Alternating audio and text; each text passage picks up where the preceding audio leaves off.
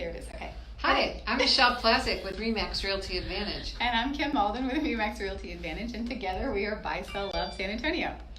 And today we are talking about interest rates. I don't know if you've watched the news, any of you out there that are watching us, but interest rates have come down, and it's amazing. Yeah, it really is. I mean, we didn't think they'd get this low again. No.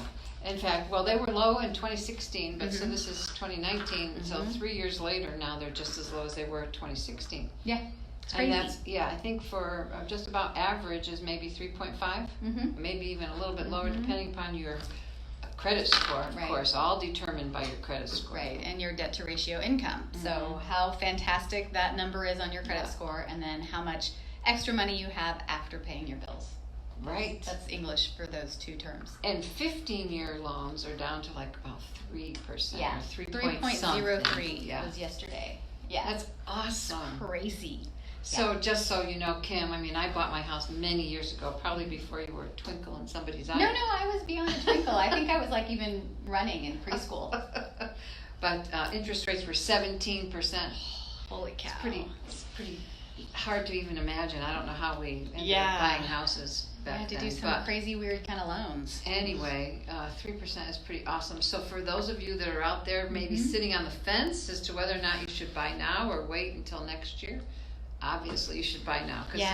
If they go lower, they might go a little bit lower. A little bit lower. But if they go higher, it's likely that once the climb starts, it keeps climbing. Yeah. When I bought my first house in 2001, I was excited to get 7.25% interest. Yeah. And at that time, when you were at 7%, it meant you were paying $100 per month for every $10,000 you spent. So if you bought $100,000, your house payment was $1,000. Now, for $1,000, I mean, you're buying a house that's $140,000 to $160,000. So, I mean, that's huge. That's a big difference.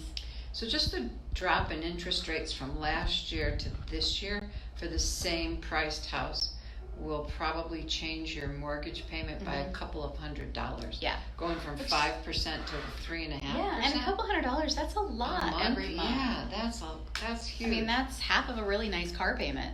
And so for those of you that are out there buying and already were planning to buy, it just means that you can afford more of a house if you want to. Yeah. Or it's a whole small clown car payment over there with her phone beeping at us. Anyway, so I mean, the lower the interest rates go, because every month in your mortgage payment you're paying interest, you're paying principal, you're paying taxes and insurance. When interest is really low, it means you get to pay more in principal, and principal is the price of your house. So with interest rates being so low, really it just means you get more house for the same payment that we were paying those super high interest rates on. So it's definitely worth jumping on the bandwagon.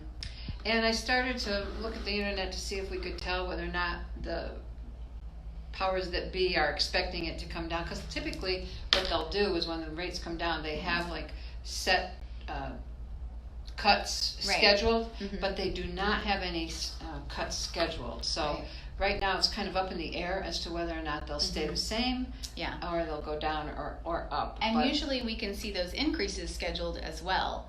And I know that last year and the beginning of this year there were increases that were scheduled, and we saw, like, as soon as they were about to happen, we saw kind of a backlash happen.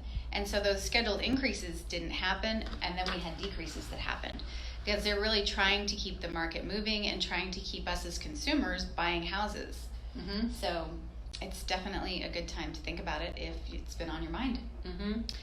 First-time home buyers, this is a great time to be out in the market. Best time ever. The only problem is finding you something. Just depends on what price range that first-time home buyer is in. Right.